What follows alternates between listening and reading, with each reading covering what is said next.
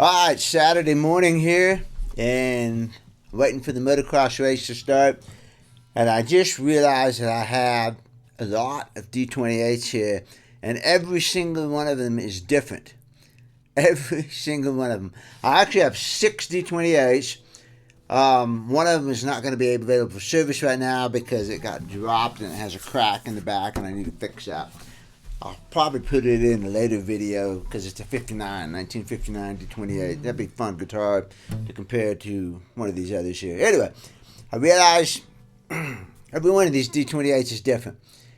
I'll talk about the differences afterwards. What I'm going to do now is I'm going to play, first of all, and this is a long video, so I'm going to talk a little bit. I'm going to talk a lot. I'm going to talk too much. Skip around, man. Use the chapter things and skip around and go to the parts you want to see. And if you want to watch the whole thing, set it up on your TV or your computer where you get some good sound. And just let it run. You know, it's information, okay? I'm giving you information. You can do what you want with it. 5 D-28's here. I'm going to play the same thing. I'm going to play 9-pound hammer on all of them. Then I'm going to show you the guitars, and we're going to talk about them a little bit and what the differences are, what the similarities are. And then at the end of the video, I'm just going to play each guitar and play some tune that comes to mind on it, so you can get a little bit more playing out of it.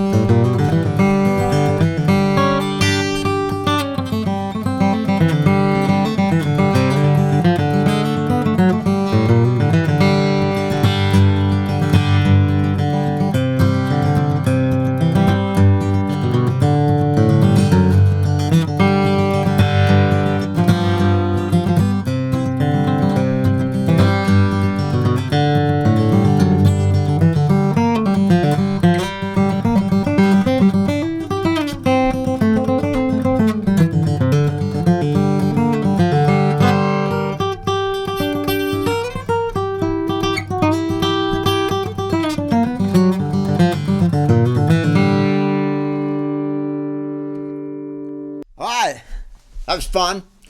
There's definitely some differences in there, you know. So the point of it is, you say, "Oh man, I want a D-28."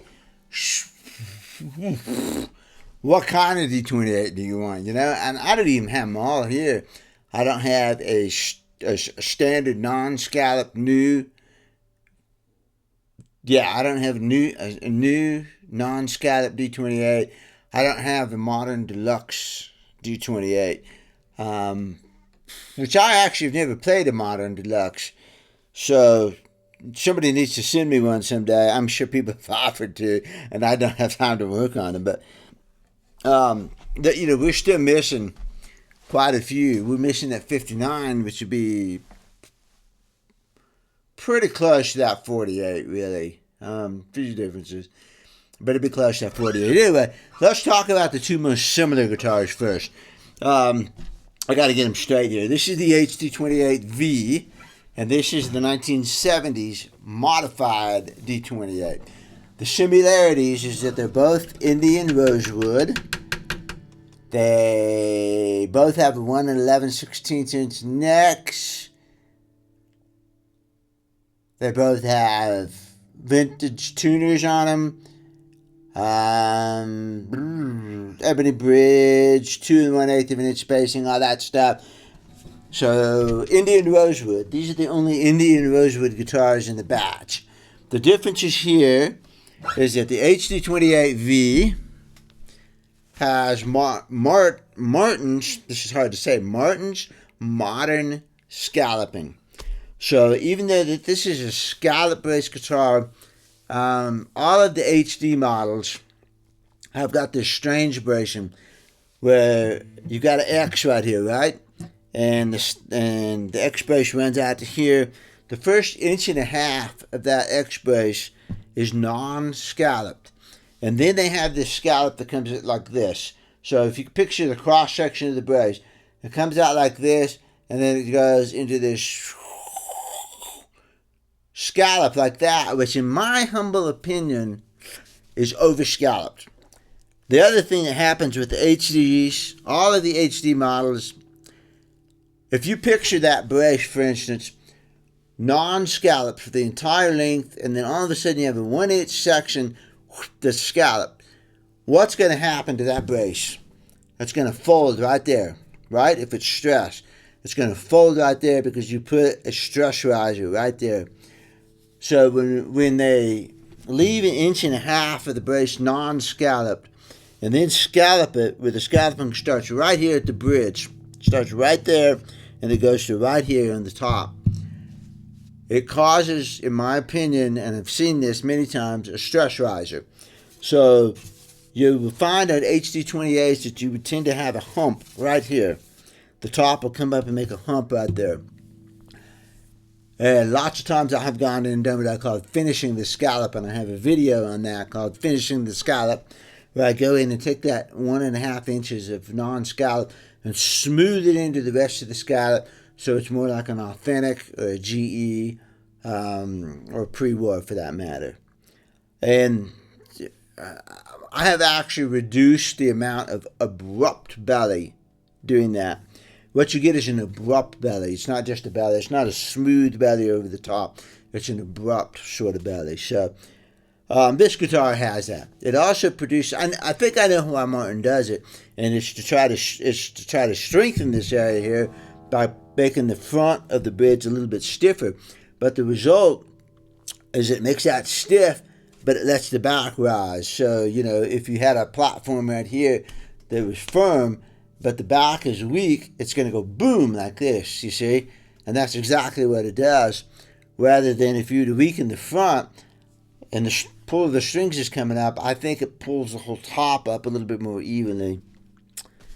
I just know that I have actually reduced the abrupt hump on the back of HD28s. I'm not knocking them too much because I really like HD28s.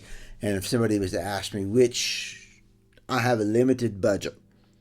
Which Martin, I'm HD28V, which you can't get anymore because now what is it? The modern reimagined sort of another, But any sort of HD28 especially one with the vintage appointments with the long saddle and the open back tuners. Yeah, that's a great guitar. That's your standard. I'm only nitpicking here because I can, you know. So that's an HD28, Sitka spruce top, Indian rosewood back and sides, fully scalloped, fully scalloped bracing. It's not really quite fully scalloped. It's pretty close scalloped. But what I mean by fully scalloped is the tone bars are scalloped. The tone bars that went across here, they are scalloped. So when we get the other one out of here, the 70s, this is the highly modified 1973 D-28, which originally was non-scalloped, and I scallop them, but I only partially scallop them, and by partially scalloped in this case, what I mean is I generally only scallop the two X braces, and I leave the tone bars alone. And I've done this for 25 years. I used to scallop the tone bars, and I still will if you really want me to. But after lots and lots and lots and lots of experimentation, what I know is that when you scallop the X braces, you get the bass response. When you scallop the tone bars that are back here, you get what's a woof. It's a percussive effect. Boop, boop, boop.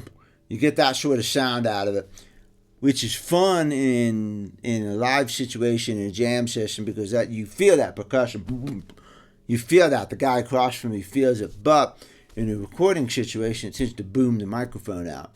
So it's a boom, booms the microphone out. The other reason I don't tend to not scallop the tone bars anymore is because with the 70s, I'm trying to create something that is unique that Martin does not offer. Martin does not offer a X-brace only scallop guitar. And I really like the tone of the 70s, but a non-scalloped 70s will sound nasally. The bass is compressed. You hit the bass and it's got a nasally tone to it. And all I really want to do is open up that nasally tone and give it a nice round bass coming out of it.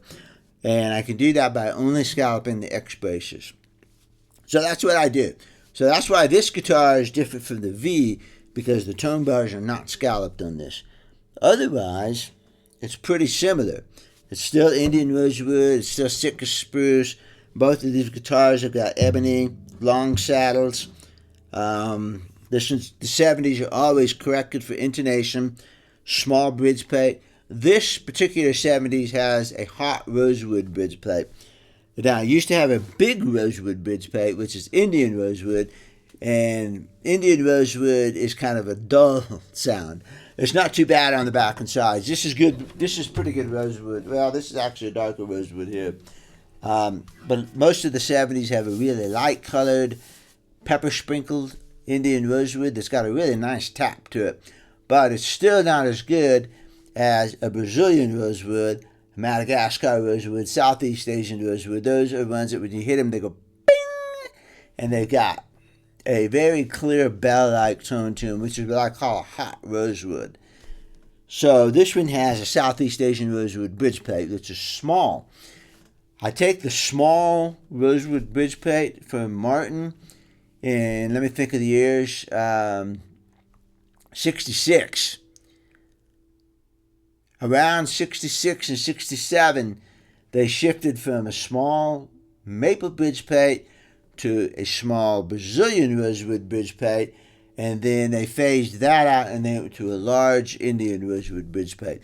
But there's a couple of years in there, 1 year, 1.5 years, very small time period, when they had a small Brazilian rosewood bridge plate. And I got to looking at that, and I thought, well, I'm going to try that in one of my guitars. And I did it in a D-35 that overhauled, and wow, it was really good.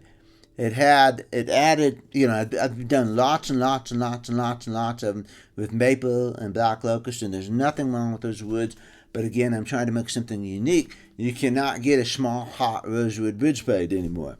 So the combination of that, small, hot rosewood bridge plate, and scalloped X braces is what gives this my 70s that unique sound that I'm looking for, something that's completely different from anything that you can buy, because there's no way I'm going to turn this into even an HD28V. If you're going to do that, just go buy an HD28V, and we can modify it, because there's still stuff to modify on that. But that's what I'm trying to do here at the 70s. The necks on the 70s are really, really good. They're great feel to it. That V is pretty good neck, though. I had no issue switching back and forth on these guitars. So, all right, so that's the difference in these two guitars. Scalloped X bases, small hot rosewood bridge plate. That's about, oh yeah, and then of course the V has got still has the tall back braces.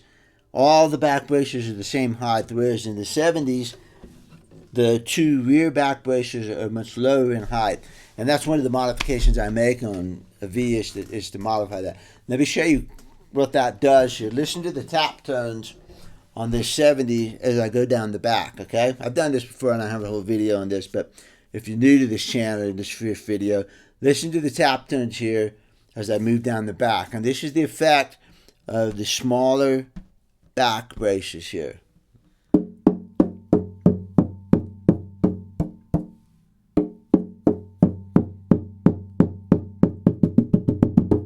Right there, it gets deeper, woofier, and definitely more percussive than this one. Now, this is still a good sounding guitar, don't get me wrong. So, but listen to this one.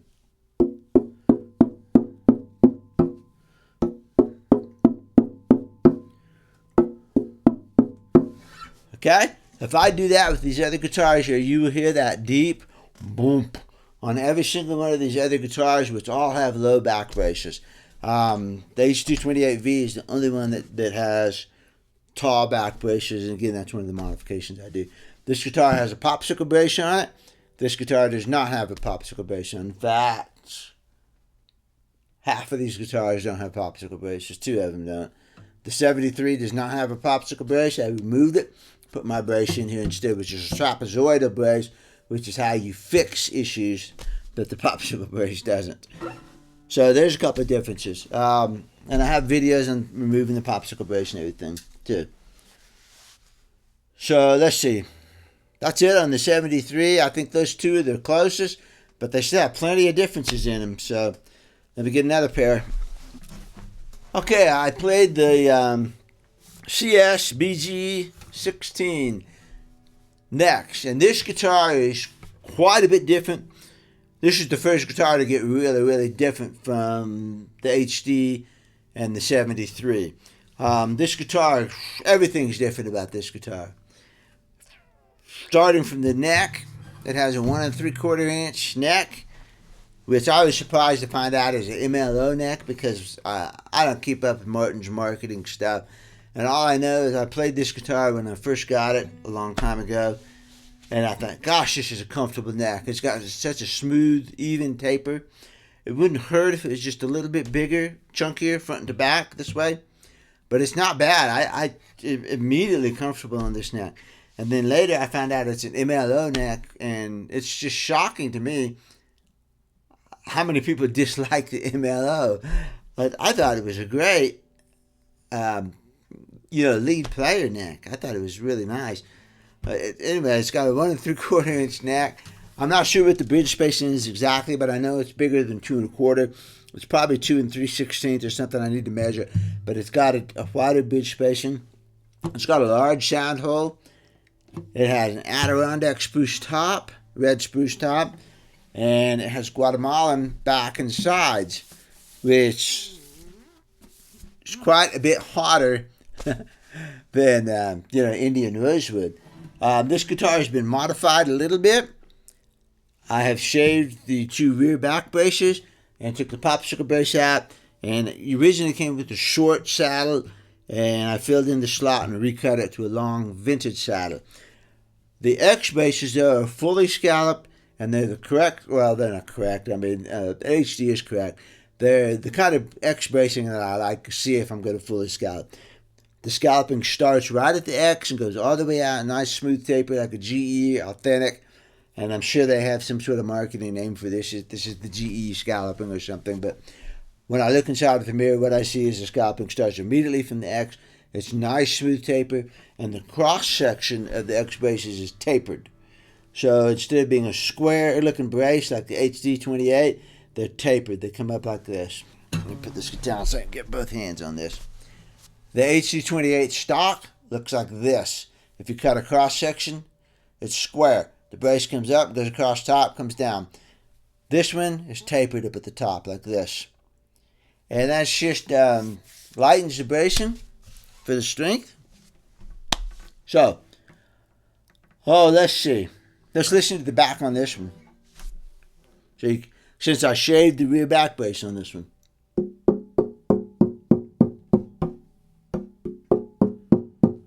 It's not quite as obvious as the 73, but it's still there. And this is the bright rosewood too, so that's flavoring the tone. It's a stiff rosewood. You can hear it drop right there.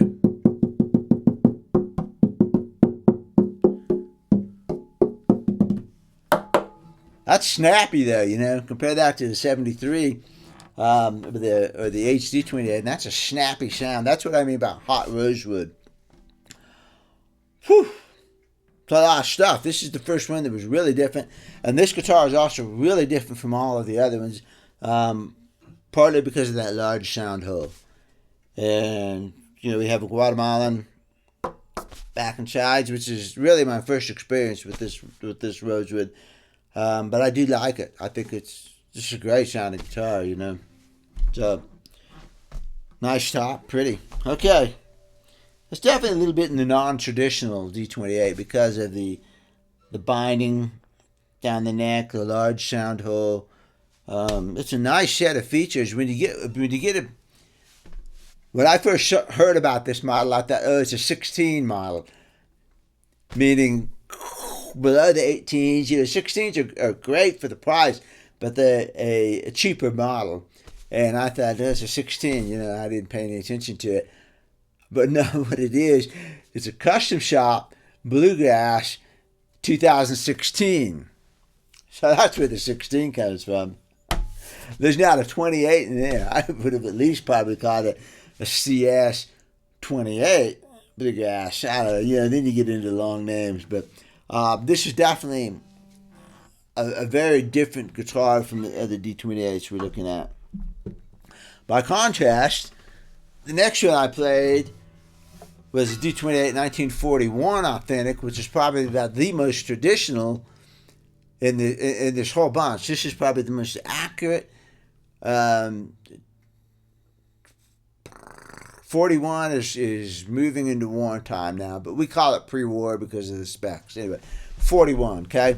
This is probably the most accurate of the 40s vintage guitars here. So this one got it all. This would be, to me, the standard modern D-28. Meaning, if this was a real 1941, we'd have it. The 30s have a different set of specs. You know, the 30s have got a bigger neck, wider bridge spacing, and that sort of thing. And when you get to a 30s Martin D, you almost have to commit to the 30s stuff. You got to commit to the bigger neck. You've got to commit to the wider bridge spacing.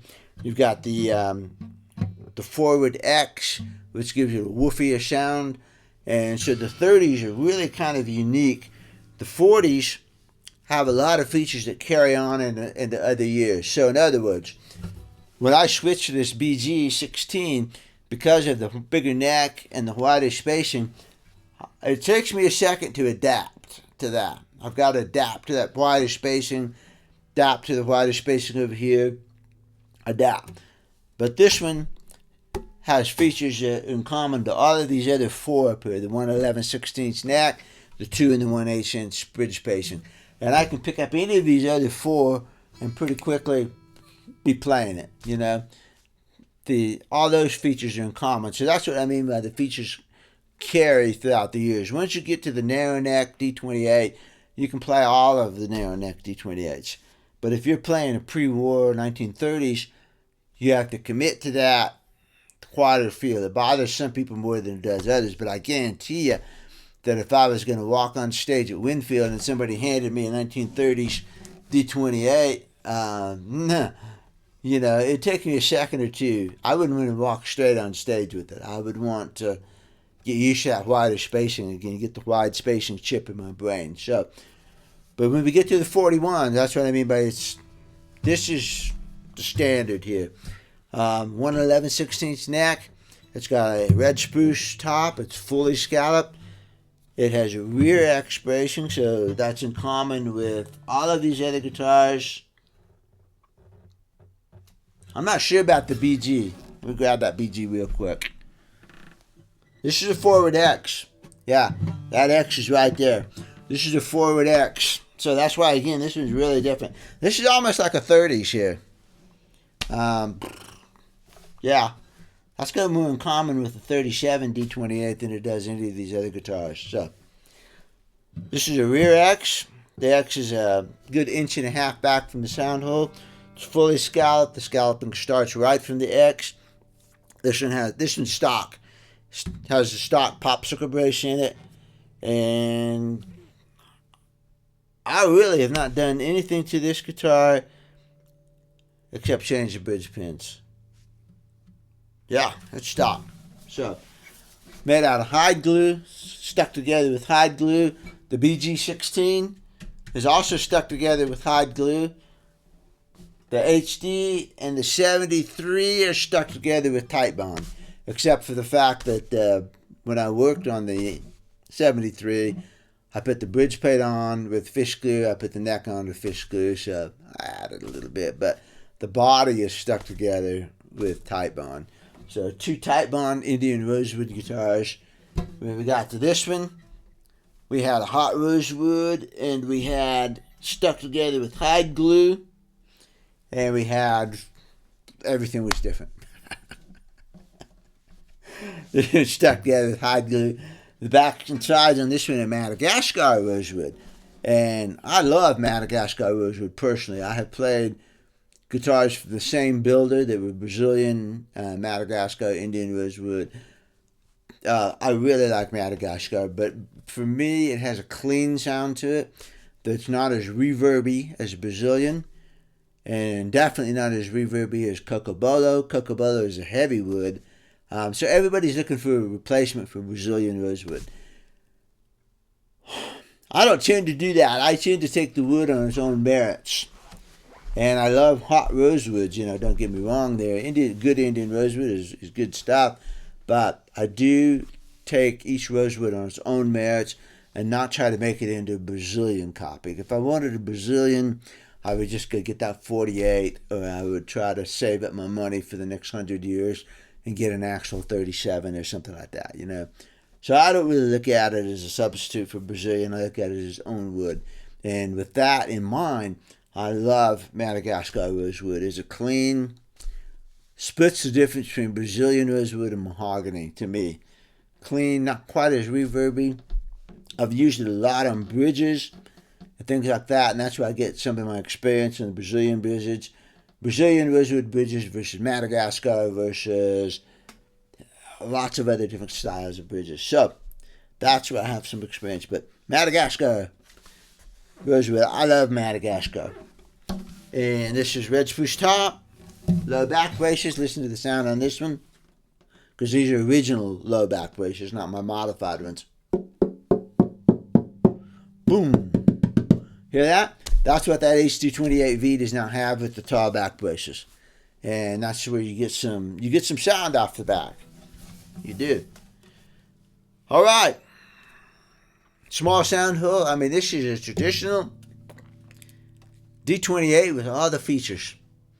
All the features. This, to me, is the standard of a modern new one. I mean, if it was a real 1941, then it would be the standard.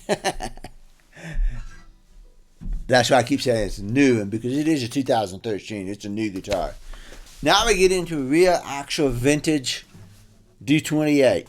1948 D-28. It's got straight, non-scallop bracing, and they're not even tapered. There were a couple years in there between the scallop braces and this guitar where Martin would taper the bracing, and they would kind of taper off like this at the end, and that's a great bracing. It's a little bit different from this, different sound. This one sounds awesome though, so I'm not going to say the other one's better or worse or anything. Straight bracing sounds really good if you let it age for about 80 years. Yeah, that's true of a lot of instruments. You can design an instrument. If you do anything with violins, I was reading a book by Bill Amadnik, the original bass player for the David Grisman Quintet, and he's a great bass player. And he's talking about basses, and he says that sort of thing, is that you can have a bass that sounds good for the first 150 years, and then it wears out. It was soft to begin with, and now it's too soft. Or you can have a bass that doesn't sound good sounds okay for the first 150 years, and then it sounds good for the next 1,000 years. And so his point was that he was gotten more and more into 300-year-old basses because they were stiff when they were new, and now they're loose, and now they sound really good. And to me, that's a lot like what this 1948 D-28 is. If you were to recreate this guitar right now, perfectly, Brazilian rosewood, everything, I probably would not like it. The braces, it would sound nasally, and I wouldn't like it. But with 75, how old is this guitar? 48? 58, 68, 78, 88, 98, 08, 18, 28, 75 years old. Isn't that what I said? Yeah, 75 years old. Gosh, I mean, it's the only guitar in this room that's older than I am. Takes a lot of years for that non-scout to get happening. So, but these are terrific guitars. This customer owned guitar, I specifically requested a mid-40s like this. He's looking into getting guitars and owns a couple of Authentics and things like that. And I said, man, you really need to get into a vintage guitar so that, first of all, you have an actual vintage guitar. And there's certain years that are still reasonably affordable. And the reason I like the 1948 in particular is because that's the year of guitar that Tony Rice used on the Guitar album, the California album, the California Autumn album, and the Rounder 44 J.D. Crowe, the New South album. He did not have the antique for those recordings. He's a 1948 D-28, the so-called hollow brown guitar. And to me, his tone on that guitar album was just so aggressive. I mean, it's powerful and aggressive.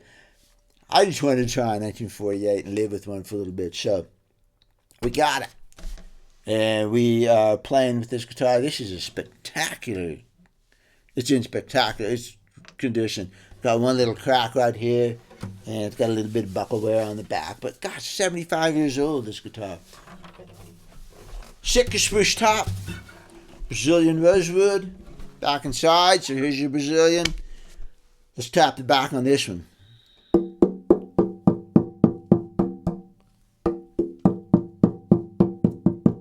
It's tight right there compared to the 41. Interesting. But you can still hear it dive. But remember when I was tapping the back on this one, 16? I said it's a tight, sharp, bright rosewood, and it doesn't dive as much, and probably because it's a stiff rosewood. And I hear the same sort of thing on these two guitars. The tap tone does not quite dive. The 41 dives a little bit more. So that's probably a result of the stiffness of the wood itself and not the braces per se, but you can still hear it diving. Alright, Brazilian rosewood, Sitka spruce top, long vintage saddle, ebony bridge, 111/16 neck, except it's a bigger 111/16. These 40s, I'm going to say about like 44 to 49, and then a little bit into the 50s. Most of those, I'm going to say all of them.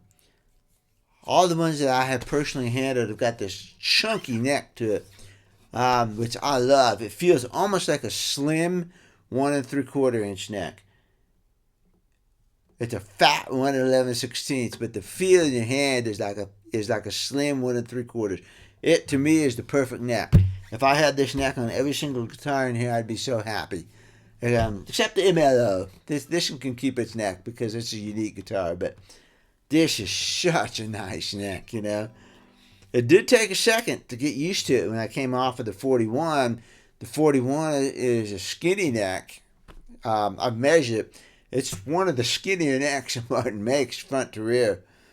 You get used to it eventually, but if this neck was on that 41, that would be it, you know. That would be so nice. I don't think I can sneak the necks off of it, but that's why, another reason I like mid-40s to late 40s Martins. The D-28's are the same way. Nice, chunky neck. All right, but Sitka Spruce top. So that puts it in the league of the HD28 and the 73 D-28 Sitka Spruce top. I don't have any other guitars here with non-scallopation. And this one's, so I can't say anything much about the Brazilian. But otherwise, my experience with Brazilian in other mini guitars is that Brazilian's got a reverby sound to it. And so when you play it, you hear, especially sitting here as a player, you definitely hear a lot of reverb coming out of that hole. Madagascar is a cleaner sound. I don't hear that sort of reverb coming out of it. I hear a little bit coming out of the Guatemalan, so I think Guatemalan is a little bit closer to Brazilian than Madagascar. Madagascar, Guatemalan, Brazilian. I don't know where Amazon fits. Amazon's probably pretty close in here. Got to play with Amazon more. I've used Amazon on bridge plates, but I haven't got it on the whole guitar yet. So, this guitar, playing it, powerful. Gosh, it's powerful. It is loud and forceful. It's just like Tony's guitar. And the guitar, it's forceful. It's aggressive. It is not what I would call a subtle guitar at all. Being that it has non-scallop braces, it wants to be pushed a little bit. And you can still play it live, but it's not friendly at all. I think that 41A, I could almost call that friendly. It's got a soft side to it, you know? It's got a soft side to it. It's kind of like riding mountain bikes. I ride mountain bikes, and I have two pedal assist e-bikes, and I have Amish bikes where you got to pedal them. And a lot of people that are into Amish mountain bike hate e-bikes. Oh, you know, they're for fat people. They're for people that are out of shape, and you know, I got so sick of that. I wear my heart rate monitor every single time I go ride, and I have, believe me, tons and tons and tons of data on e-bike versus Amish bike versus downhill mountain bike versus skiing versus dirt bike, heart rates on all of those. And what I found out on the e-bike is that if I ride hard, so one time I spent a weekend doing this one time. I had a trail in Los Alamos that it's about a 6-mile loop, and it's hard. You go down the hill, you go up the hill. So I went out on the e-bike and I went out on the Amish bike, and I did the full loop, and I rode it as hard as I could, race pace, hard as I could go, on both of them, back to back. I was tired. Next day, it was 90 degrees too. And the next day I went out and did the same thing, and this time I just rode at what I would call a leisurely pace. I'm just out for a fun ride. Point I'm getting to on all this is this. My fastest heart rate, my most calorie burning per minute was on race pace on the e-bike. My slowest calorie burn was at easy day on the e-bike. But the Amish bike was the same. It actually was the same calorie burn whether I went as hard as I could go or took it easy. There was no easy day on an Amish bike. And in fact, when I went on the easy day, I burned more calories because it took me longer because I wasn't going as fast. So there's no easy day on the Amish bike. And that's what this guitar is like. There's no easy day on this one. It's aggressive, punchy, there's just not that much subtlety about it. It wants to drive. This should be an Amish pedal bike. No easy day on it. It's got one speed. That's it. But at that aggressive level, playing bluegrass, gosh, this thing's a hoss. It does sound good if you play it louder, but not as good as some of these other guitars. So I told you I was going to talk a lot. This is a really fun guitar, though. Very, very, very instructive. Living with this 48 D-28 a little bit, getting to know it, getting to know the characteristics of this thing. This is a good guitar. I think most people are going to like that 41 better because they like the bigger sound, the scoop mids a little bit. I think on videos so far, most people have chosen that 41. Whatever. I just have them both for different purposes. So, all right, let's play a little bit.